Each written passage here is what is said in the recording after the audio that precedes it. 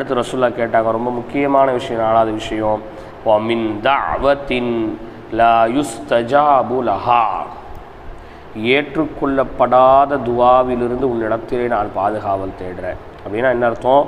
என்னுடைய துவா ஏற்றுக்கொள்ளப்படணும்.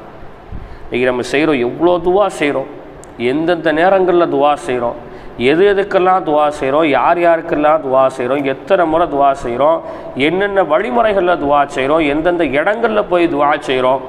ஆனால் நம்ம துவா ஒப்புக்கொள்ளப்படுதா?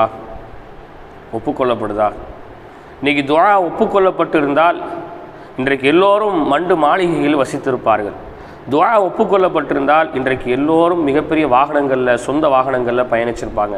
துவா ஒப்புக்கொள்ளப்பட்டிருந்தால் இன்றைக்கு நோயாளிகளே இருந்திருக்க மாட்டார்கள். துவா ஒப்புக்கொள்ளப்பட்டிருந்தால் இன்றைக்கு ஏழைகளே இருந்திருக்க மாட்டார்கள். துவா ஒப்புக்கொள்ளப்பட்டிருந்தால் இன்றைக்கு பாவம் செய்யக்கூடிய யாரும் இருந்திருக்க மாட்டார்கள். ஏனென்றால்